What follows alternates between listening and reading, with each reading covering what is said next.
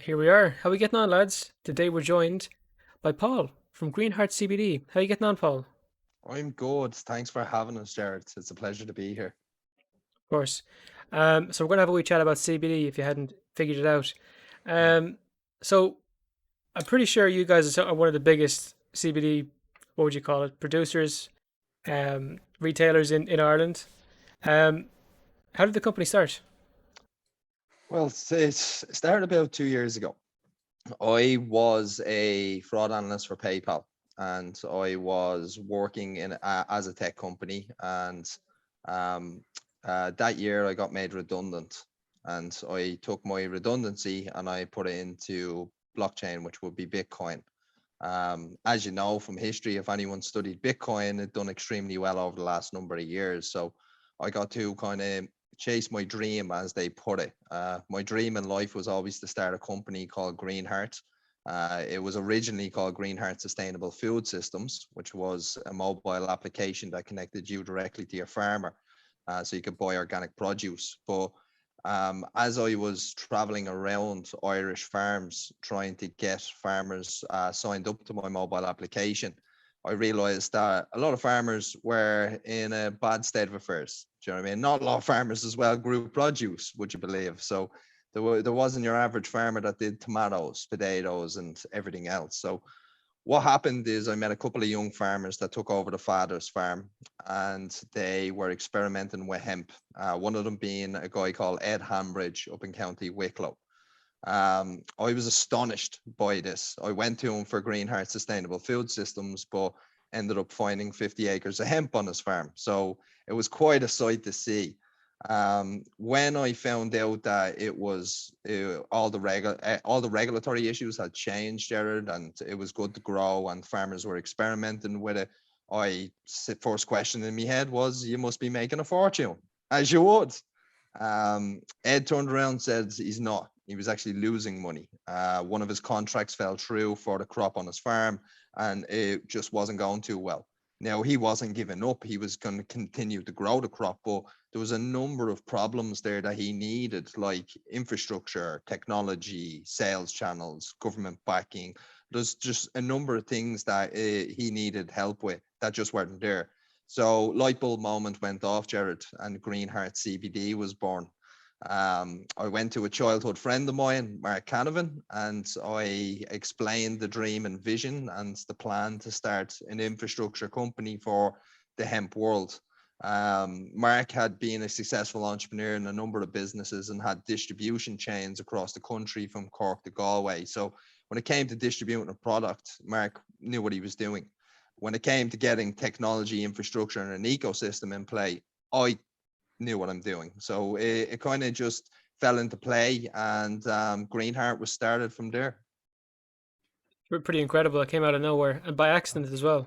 Yeah, Yeah. that's it. Do you know what I mean?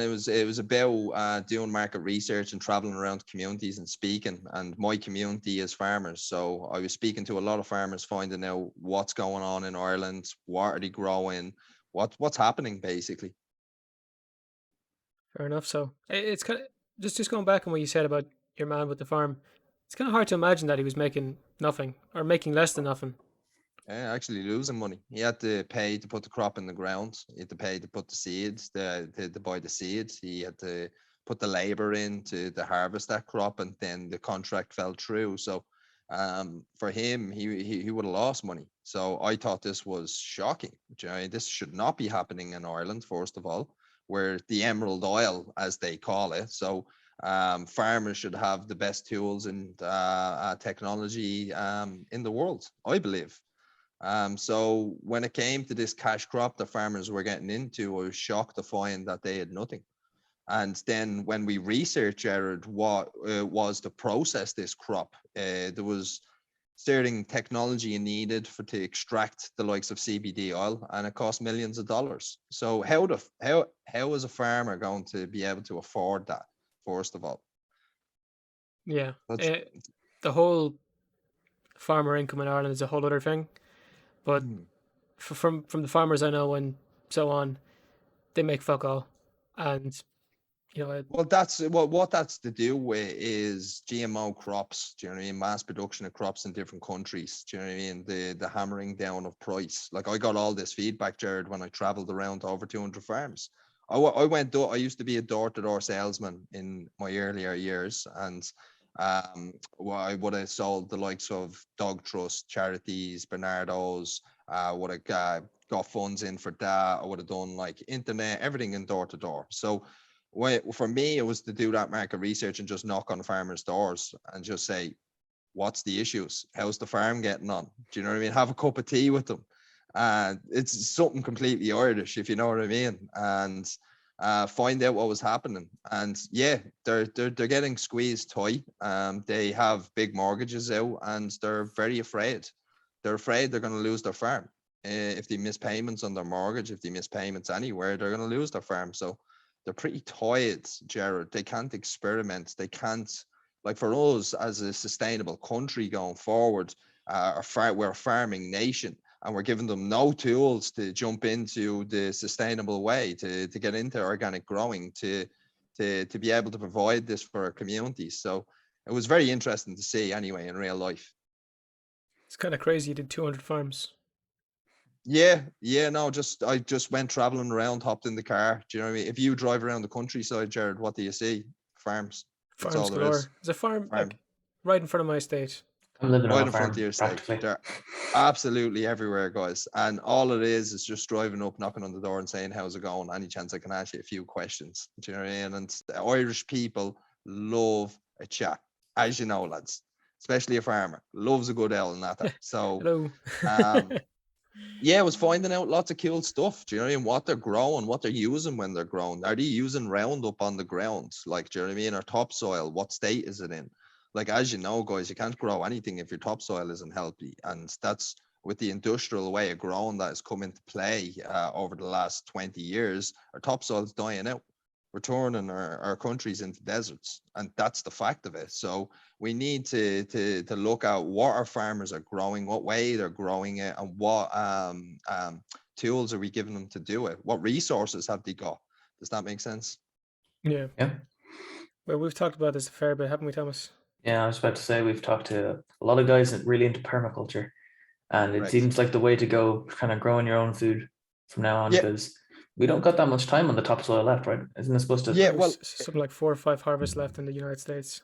Yeah, So correct. And the thing is, like, we should be growing life to support life. Do you know what I mean? If you plant a big tree, you plant a shrub, you plant a berry bush, you plant your herbs, like they all benefit off each other if you plant them in the right way. It's like we have the knowledge there, we have the technology to do it. It's just the funding never gets around to going into these systems or organizations. That seems to be the case. There's a lot of paperwork and paper trails that stop this rapid change, grassroots change almost.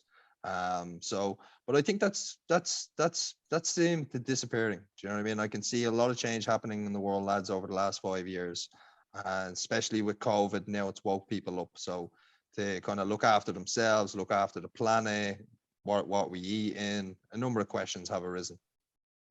yeah, and a bit like you're saying, like from the grassroots there, um, has that like with the whole going back to the CBD thing, people have like a massive stigma about it. I just remember something when you were talking there. Um, when we said to some people I know that we're doing this whole thing with you, they were like, "Do you really want to associate yourselves with that?" Like not understanding what the difference is. Yeah. That seems to like that's a lot of old Irish ways. Do you know what I mean? They think that hemp is cannabis. Do you know what I mean? And that's just prohibition would have done that when they made it illegal. Do you know what I mean? So that just they think it's THC related. It's going to get you high. Mm. But studies have found, and the research is out there now, that it's very beneficial. It doesn't get you high, it has no psychoactive effects, and it can be grown in industrial hemp, which is regulated nearly worldwide now, compared to the likes of corn or anything else. It's perfect. Do you know what I mean? It's something that's easy to grow for the farmers, and it provides them a good living off the farm. The problem is the infrastructure on the other side when they grow it, Jared, is that they need sales contracts for this mass amount of crop. So whether that's in the form of decortication or CBD sales or other even products that are on the market, the farmers need that demand that the world is giving to be able to grow this crop. So at the moment, what's happening over in America is an oversupply. So many people rushed into growing it that they have an oversupply of the crop now and they even know where to get rid of it. So a lot of them are losing money. I suppose Greenheart could see all this coming and it put steps in place to put a system in place that's small scale, works with communities. Do you know what I mean? It's not large scale operations, it's small scale operations, community driven operations. And given technology that's low energy and sustainable, but also gives a very high quality products. Don't really have anything to say there. You just kind of, Interesting. You know what you're Yeah. doing though, like it's good. yeah, Seriously. that's kind of what I'm getting at there. He's just kind of, I can't really elaborate on that. No. Yeah, no, 100% guys. Like, so what Greenheart has done, and I suppose the start of our journey was to research what is CBD, what is the benefits, where can this form that we produce go, and we went into different product lines. So we are bringing out our wellness range, which is a muscle and joint balm and oil. We're bringing out our edibles range, which is a popcorn range with CBD. We have our plant-based protein range coming out. So the plant can be broken down into a number of different products, and then those sales channels are developed, and it's a very healthy product. Do you know what I mean? As we know, plant-based protein is huge now. It's becoming very big with veganism, and people want different forms of this. So this is where Greenheart, when it processes its raw material into the oil, the leftovers after it's pressed is the plant-based protein, which means that we are a zero waste facility.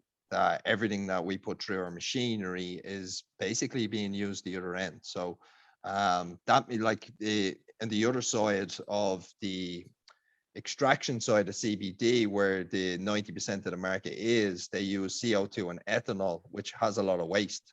They would throw a plant into a bath of alcohol and wash the molecules out. And then they'd have to take all that material out of the alcohol, which is drenched in alcohol and left there. And there's not much you can do with it then after that. So this is where there's a lot of waste. There's a lot of energy being burnt, and it's not very sustainable at all. Do you know what I mean? Now, it will give you a very high potent, refined CBD from 40 to 90% substance. But to be honest, guys, if you look at anything in the world, if you refine it to 40 to 90% and put it into your body, it's not good. It's a concentrated form. Do you know what I mean? So if they haven't taken that form and mixed it properly with the carrier oil and it's in clumps, and you take that, well, then your receptor's getting a whack of 90% CBD on the receptor, and it's freaking out. It's going, what are you doing? This is way too powerful. Well, like, so like it's almost better to microdose the product, and that's where the natural form comes in. So we cold press our product, which means that we just take the natural seed, the natural flower, we run it through very high pressure, and the oils from the seed extract the CBD from the flower. And then we're left with a oil that has all the fats, lipneins, terpenes, amino acids, everything that was in both the seed and the oil is in our product. So it's not high refined. So when it hits the receptors, it's very easy on them. So it's a very ingestible product. So it seems to have a very strong effect on our customers. So for me, for it to be very low energy, very efficient to be able to give to farmers and to give a good product, it's the winning process for me in the industry. There's no waste. It's sustainable. It just makes complete sense. Now, the great thing about our process then as well is because we're extracting our CBD with natural ingredients like the hemp seed and the flower itself, or the flax seed and the flower, or the rapeseed, we can actually use different carrier oil. So like we can actually use black cumin, chia seeds, almond nuts, anything with a fat we could extract CBD with. So we could have different flavors with our CBD oil that are all completely natural. Do you know what I mean? No additives, no chemicals, Yeah. just the natural ingredient into a product. I have to say, my only criticism of CBD oils is the taste. Correct. Yeah, Yeah. it's a different taste altogether, and that's why your R&D department have been working on really cool ways of getting into products, so you don't have to take that taste. Mm. We do understand like the oil's not for everyone, so you can't see the likes of capsules on the markets where you can just take a capsule. So this is products that will be coming out in the future with Greenheart. Thomas, what blend you got behind you? Behind me, I have the rapeseed blender. Fair Rapeseed enough. blend. So the rapeseed blend is actually grown in Ireland, guys. So it's if you drive around the country roads, you'll see yellow flowers all over the place. That's rapeseed blend. It's a very little small black seed. Now, popcorn all over the world is popped in refined rapeseed oil. So it's really high refined, like your vegetable oil in your press. Greenheart has created the rapeseed blend so we can create our popcorn. Do you know what I mean? So it's cold pressed rapeseed that's going onto the popcorn. So it's interesting where you can go with it and you can experiment, and it's all completely organic, guys. So we can grow the carrier seeds and we can grow the hemp flower itself in Ireland, combine them and create a very, very high quality product. It's interesting. I'll be honest with Uh, that one. That one tastes all right. Cheers, Whenever I brother. have it, though, yeah, it's just nice. Yeah, no, see, the the hemp seed rapeseed is blend is what very, gets me. very light, so there's not much flavor off it. Flaxseed is in the middle, and then hemp seed is very strong. Do you know what I Well, mean? I Because started with that one, and good lord, it's I drink strong. black coffee, and Yeah, like that sometimes wouldn't get rid of the taste. it's very, very, very strong. Yeah, do you know what I mean? It's Yeah. very earthy, grassy taste, and the reason being is because it has everything from both the plant and the seed in it. Like I mean, the fats, lipidine, amino Mm. acids, the everything. So you're getting all the nutritional value within the oil. So we don't remove anything. Do you know what I mean? So it can have what they call an entourage effect. So one works off the other to give a better effect. So you have your CBD, your CBG, your CBN, which are different cannabinoids within it. Then you've got your amino acids, you've got your terpenes, and they all benefit like an entourage. So it's interesting. I've been told, and I see you guys do it as well, that CBD coffee kind of it works in like synergy together. Correct. Yeah. So that's where you can see our coffee box blends for CBD on the go. As you know, if you grab a cappuccino, a latte, stuff like that, you have your foam on the top. It's under 105 degrees, usually the coffee machines. So it doesn't overheat the CBD. So usually you can get a coffee in your garage, throw a couple of drops on top of it, and you're good to go. Do you know what I mean? So it can be a good mix with that also. Um, like that's where it's the balm is brilliant because it absorbs into the skin, and the process that we use, the cold press process, leaves CBDA within our oil. Now CBDA is the acid form of CBD, which means that it's able to penetrate the skin and get into the skin underneath to give the benefit, so absorbs through the skin itself. So there's been studies showing that you can put it on your feet and absorb it through your feet. The best is to put it under the tongue, leave it there for a couple of seconds, and it absorbs. So there's many ways of actually getting it into the body, Jared. I never Yeah. understood the thing with under the tongue. Can you explain that to me how that works? It's just you have obviously the highest absorption rate is just under the tongue there. So as you leave it there, it can go straight into the bloodstream and have the quickest effect. Thanks. That one always got me. I was like, Yeah, yeah, no, it's an interesting one, isn't it? yeah. You can imagine us in college there whipping these things out and having this weird face like with this stuff under our tongues. And that's how we've been Yeah. doing it in college.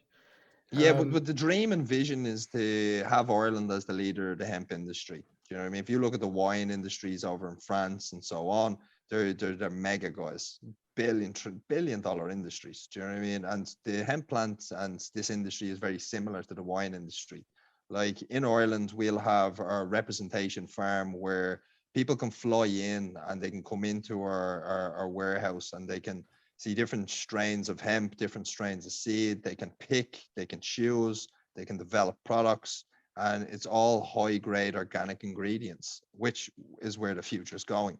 So I can see it as being more of an experience in the future than what it is now.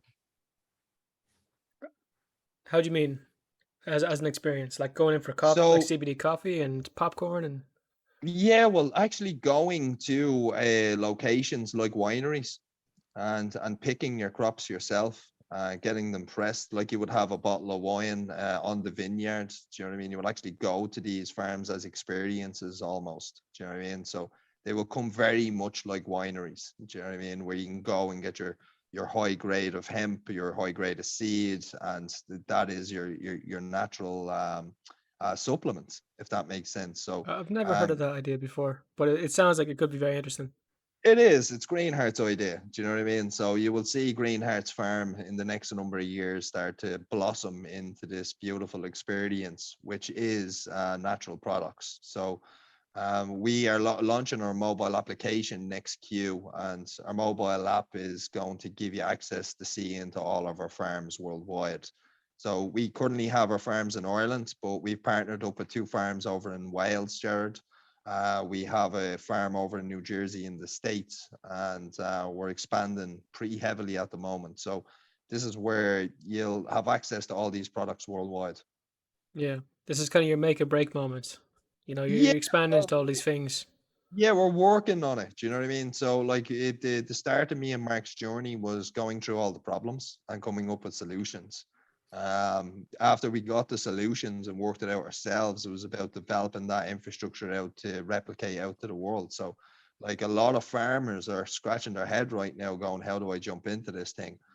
Me and Mark have put a system that we went through all the mistakes, so we know how to get into this thing. So we just are giving them a crash course and the technology to do so very quickly.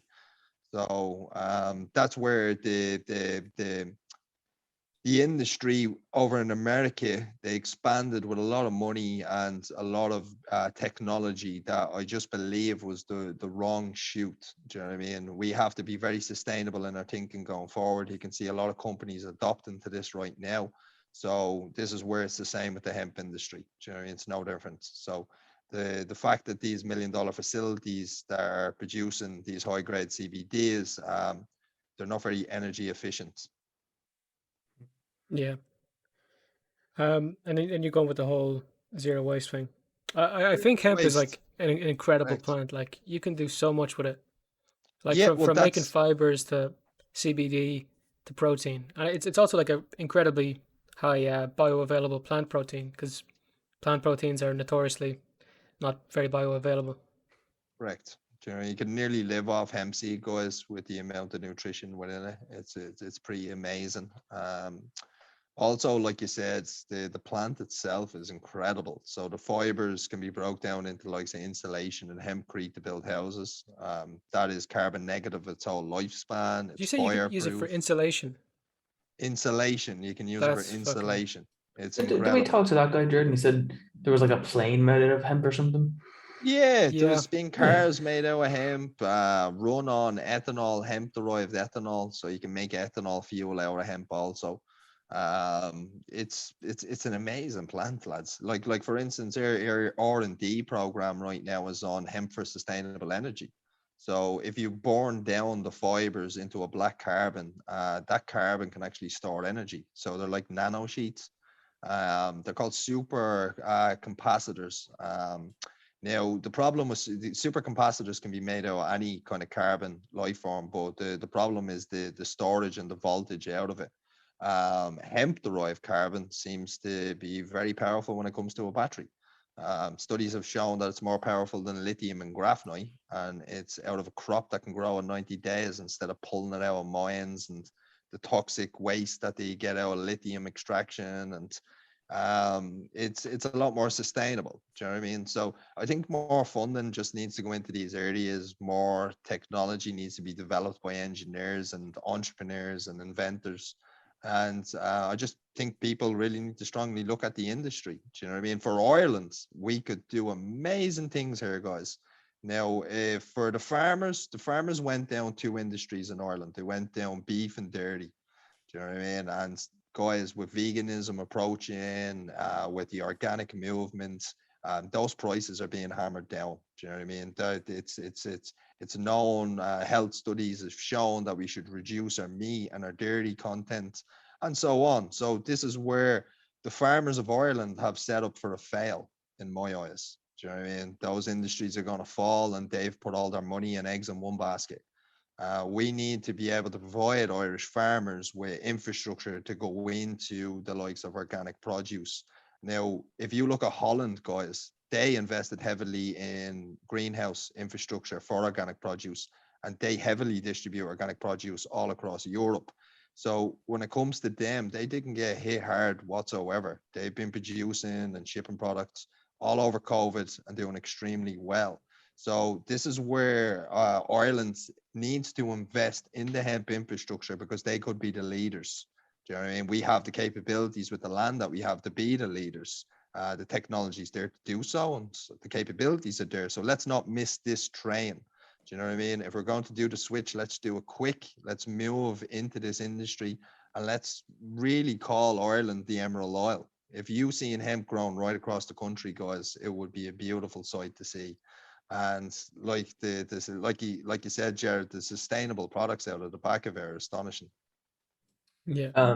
What do you think then the government needs to do to increase, like how much are they investing right now? How much more do they need to be investing, or isn't The even the government that's government doing it? usually gets behind corporations, so it's the entrepreneur that always leads the industry, and the government gets behind. So after you give the government solutions and lay it out for them and say, look, this is how it's supposed to be run, and we have everything mapped out, they usually get behind you. If you go to the government and say, what do we do? That's not the right thing to do. You're asking them. Then that means they have to do work. Do you know what I mean? They want the work done. Do you know what I mean? No, look, that's Don't just start. honest opinion. Do you know what I mean, uh, guys? Let's no, be you're honest here right. now. No, no, It's you're dead right. No, I, absolutely. Yeah, I so seen something like this is yesterday. where I went to Mark and I said, look, we don't need grants, we don't need funding. Do you know what I mean? I've got savings, you've got savings. We're pretty all right. Let's throw our money together and take a run at this.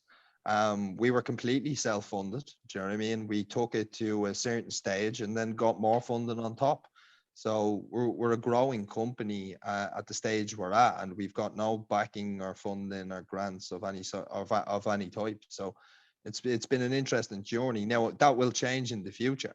Do you know what I mean? There will be a stage where after the system's built and I'm working internationally with corporations and countries, they will have to come behind us. I would like to see a stamp of approval that we are the highest grade for hemp in the world, like you would see on your Iberian beef or your certain cheeses or your certain types of champagne from the region. I believe Ireland is the best region for hemp, so we should have a stamp to prove that. And if the government gets behind us, we can achieve it. Why do you think Ireland's the best place for it? Just the weather. Do you know what I mean? And we can't have many cycles, but the actual weather conditions, hemp loves. It's a beautiful crop, like in Ireland. Like it's very, very healthy, green, very rich in terpenes.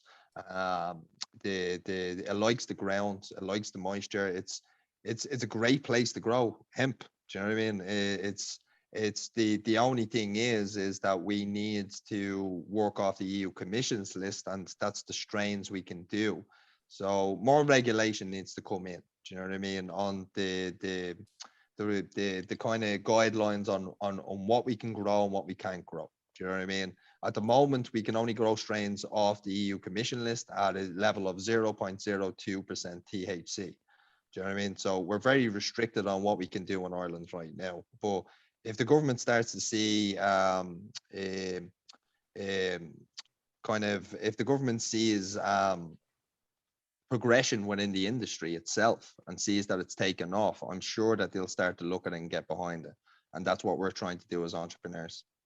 Did you just not say you want more regulation, but you said regulation was what was like limiting you? Like, what do you want them to do then? So it's a, see, they're very it's a gray area at the moment on what we can grow in Ireland. Do you know what I mean? So the THC levels and the European levels are different. So we're in Europe, and Europe has a lot. but we're in the country Ireland that also has another law. Do you know what I mean? So we have kind of the Irish law and the European law. So all the farmers across Europe are growing hemp under the European law, and we have restrictions on what we can do in Ireland due to the Irish law. So if that regulation was to line up with all the other farmers in Europe and on the European regulation, we would have a bit more freedom, Jared, on what we could do, if that makes Yeah, sense. I get you now. Okay. Yeah. Yeah. So no, it like it does inhibit us, but we do need to get them to come in and fix it also. But they were not going to come in and fix it until they see a progression within the industry. Mm. But hopefully we see something happen. Yeah. What was I going to say there? I'd imagine you're trying to keep more in line with the European one, if it's lower or whatever. Or actually, I imagine you're going with whatever the lower one is to be safe. But We have 0% THC in our products. Do you know what I mean? And that's the way we process them. So it's until regulation changes, that's the way Greenheart's going to be. Where we follow the rules. Do you know what I mean? When we grow on our farms, we record all the data with our drone technology. So we know where our crops are coming from, who grows them, the health of our crops. Then in our production facilities, we record the amount of raw material that goes through, what batch it came from, how much is coming out. So for instance, to the government, we can turn around and say, this is all of our data chain. This is exactly what we do. This is the production process, the sales process, everything. So I think that's what government needs is data chains to be able to see under the hood. And not many CBD companies provide that. So that's what we're trying to fix, Jared. okay, Sounds it's pretty tricky stuff, man. Like sounds tight though. Jeez, they man. they make it fairly hard to sort stuff out over here. Oh, they do, yeah. Yeah, They're Mm. stupid fucking Yeah, well, we're government. always way behind, guys. Do you know what I mean? Oh, by So miles. it's yeah, do you know, it usually happens in America, fizzles into Europe, and then happens in Ireland a couple of years later. Yeah, but that's where things are changing up now. Do you know what I mean? I want to bring in a lot of cool technology into Ireland that's available to us, and I want to start shaking things up for our economy. Like it's us, the younger generation, that has to pick up the pieces here. So, that's kind of what we're doing. Yeah. Well, power to you. We don't really get to talk to a lot of entrepreneurs, but I like the way you're going about it because like Cheers. talking about like you want to see it like wineries, you want to make it a whole experience. You think Ireland could be the best place in the world for it. You're already branching out, and you're already talking about it being like completely sustainable. After and Correct. this is all after 2 years. Correct. Yeah. No, well, it's been a long time in my mind. Do you know what I mean? So I adapted Greenheart Sustainable Food Systems to Greenheart CBD because it's a very profitable industry. But I still have a huge belief that like the sustainable industry in a whole, from organic produce to you name it, is the future. So Greenheart's around probably 15 years in my mind, guys. We started Greenheart CBD 2 years ago, and then we took off in the last year. When did they legalize it in Ireland? I think it was about 3, 4 years ago. Do you know what I mean? So the industrial hemp kind of came in, and farmers could start to mess around with it, and that's where Ed started to experiment on his father's farm and take it from there. Now it's been a great year for him. He's done a lot of seed production this year, so for him it's been a 5-year journey, and this year things have really taken off. So he's been through the whole process. Do you know what I mean? The Mm. hard parts, the middle parts, and the end parts. So he's a lot of experience within the industry for Ireland. Yeah, yeah. I'd love to see more stuff going on for the producer because, like you were saying earlier, those lads being broke are losing money. It's not on, It and that's happens why all I the got time. so passionate. Yeah, no, 100%, Jared. It's not on. It's not on like that, especially There's in this actually day and age. a fairly big movement going on at the moment about sorting out how much the farmers are getting paid because it's not very profitable at all. You fail a harvest, you fail, full stop, you're gone.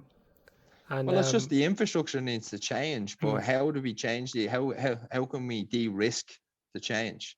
That's what needs to happen. The farmers are afraid of risk. They're afraid of losing their farms. They're afraid of not being able to pay their bills. They've done things for the last 20 years, 30 years, 40 years the same way. Now we're telling them that's the wrong way of doing things and you have to do it this way, and they have no clue on what to do. What are we providing them education wise on how to switch? Do you know what I mean? Like it's we have to find out where the future is going, get the infrastructure and supply it to our farmers, But we're because too slow they in are this the country. lifeblood. Did you tell me, No, Jared, but look, that- guys, I say this question to everyone I meet, right? And I say, how many times a year do you need your dentist? So how many times a year would you have your dentist, lads? Once, twice, not even Yeah, about sometimes. once. this year Yeah, maybe right. 6. How many times would you see the doctor? Should you see the doctor a couple of times a year?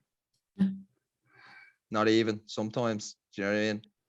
How many times do you need your farmer? Right. So your breakfast, lunch, and dinner, every meal on that table comes from a farm, comes from product, comes from the raw material. So your farmer is more important than your doctor, your dentist, and everyone else. And no one realizes that. Do you know what I mean? Because what we eat is who we are. What we put into our body is what we are. Do you know what I mean? So if they have crappy tools and they are using like chemicals and stuff to compensate shitty wages, well, then we get shitty food. We put shitty food in us, and then we're shitty people. And that is how simple this is. So we need to support our farmers, get them to grow better produce, give them better tools. We'll be better people, and we need less dentists, less doctor. Simple as that. Do you know what I mean? It really is. So that's where I think hemp's going to change Ireland for farmers, young farmers initially. There's a lot of young farmers in Ireland, guys, and they are kind of stressed. They're like, I don't want to take on my old lad's farm. Do you know what I mean? The hassle of that. Like, I'm going to live in Australia. I'm going to America. I'm doing this. So it's about encouraging young farmers, giving them an industry, giving them cool tools to get back into Ireland growing good produce. Well, I hope it all works out in the end. Yeah, Yeah, no, of course, no, it guys. is worrying. It is quite worrying. Mm. Thomas, you were saying something a second ago. I already could figure out what you're going to ask. Oh no, I wasn't even gonna ask. I was just gonna say that you remember your dad was telling you that you and him sat the same like agricultural leaving cert, and his dad's around a good 40 or 50 years older than you. My dad's, he's not 40 or 50 years older than me, No, but sorry, but 50, 60, doesn't matter. But like, yeah, Yeah, no, I get it's it. just no, that it, Yeah, it was we're ridiculous. still teaching them the same thing, like that they It were only learning. got updated the year we left. Yeah, like it's just yeah. But like, ridiculous. That's the issue. Do you know it's what I such it's mean? such an And important thing, and it Yeah. hadn't been updated in like a generation. yeah, So yeah. yeah, I like, guys, like there's technology out there that blow your mind. Like that you can turn seawater into irrigation water now. Do you know what I mean? You can LED lights that run on extremely low energy that can grow food indoors. You've got irrigation systems that are circular that run around. You've got so much cool tech there now that's just not being educated and moved down to the farmers or updated within the colleges. Um, yeah, we were very lucky to actually get a test down in Gurteen College where all the farmers are trained down in Tipperary. And we used it to dry our hemp crop as a test. So through a willow bark dryer. So we drove it down from Wicklow all the way to Tipperary, put it into a dryer, blew hot air through it, dried it, got it down to a moisture level, and then sent it off for testing for processing. Do you know what I mean? Because what we were trying to do was figure out if you're going to process this on a large scale across Ireland, like what infrastructure do we need? How do we dry these crops? How do we store these crops? How do we process these crops? mm, You know, where do they go after the process? There was a lot of questions, do you know what I mean, that needed to be worked out. And I suppose that's where the quality of the product also comes, guys. Do you know what I mean? If you have the answer to those questions, well, then you have a higher quality product and process, I believe. yeah. Oh, you have to go sideways. Oh, phone went dead. And that's what we're ended, folks. Thank you for watching. No, Keep safe. We'll pause and we'll come back in a second, see what happens. Otherwise, we'll end it. You'll find out in a second. We don't even Keep know safe. Off yet. Tree. And we're back. We had a bit of a tech difficulty on Paul's end. Well, he got back in the end. Fair play to him. Yeah. Rooting around the house looking for a charger. But Thomas, you got a wee question there. Right, just before we finish up, Paul, how do you get rid of the stigma CBD?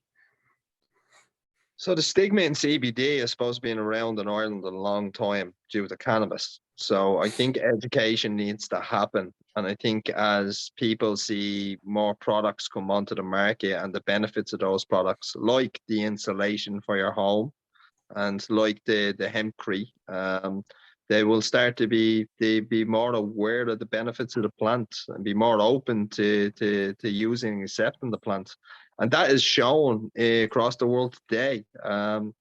If you look at many companies like Garnier or big brands, they're using the hemp leaf, or they're using hemp within their shampoos, their products. A lot of main retailers are moving into the hemp industry. Coca-Cola, for instance, has even looked at doing a CBD drink. So this is where they're going to educate the mainstream. Do you know what I mean? And once they jump into the industry, they'll spend a lot of money on educating people on the benefits of hemp and the plant itself. Yeah, because when money gets behind it, it gets going. That's it. Yeah, money really makes the world go around, guys. Do you know what I mean? Like, we can't do anything if we don't have money. Farmers can't grow anything if they don't have money. You can't live if you don't have money. So money is the answer to a lot of these problems. So that's life. That's a whole other story. We definitely take another podcast on what we're doing on the crypto side. Yeah, we've never done it before, but we're gonna make this a 2-part. We're gonna have, I think this one's gonna air on Monday. I'll try to get the one after to air the Monday after. So it should be good. And yeah, so this one's on the CBD and what the lads are at, and that's gonna be on crypto. I have a bit of experience with crypto. I've invested in crypto. I haven't lost money on crypto, but I wouldn't be the best investor. So I'll have some mighty questions for you anyways. Brilliant. Now, like, I can't wait, because that's the financial side. Do you know what I mean? So what we spoke about today was the products, the journey, the processes we go through. But the other side of it is the financial side of it. How do we help farmers? Do you know what I mean? How do we actually get this across the world? That's it. And just to close it off, if you want to buy from the lads, you're into CBD and you want to get it off them, Greenheart CBD, it's fucking best there is. With little code there, Awfully Irish 20. So just like the podcast, Awfully Irish 20. They get 20% off and have a crack. Yeah. So if you want to do that, go ahead. If you don't, go ahead. And highly advised, though. Highly advised. Myself and Thomas are right. Look at Thomas. Look at behind Thomas. And he's mighty as a mule. I am the pinnacle of human health. And I love this stuff. You know the whole thing with Captain America, they put him in that thing and he came out like the perfect person. They put him in, he'd come back out the same. There's one drop under their tongue, man. And next thing I know, I'm fighting the Nazis. Like Popeye. All right. So just a quick little bit for our patrons. Thanks a million for supporting us, lads. It really does help. We got some big things coming up on the podcast. Like Friday, we have an old interview with Evander Holyfield. Fucking mighty man. That was intimidating, and I reckon he'll enjoy it. We got some more stuff coming up, so keep an eye out, and hope you enjoyed. Have a good one.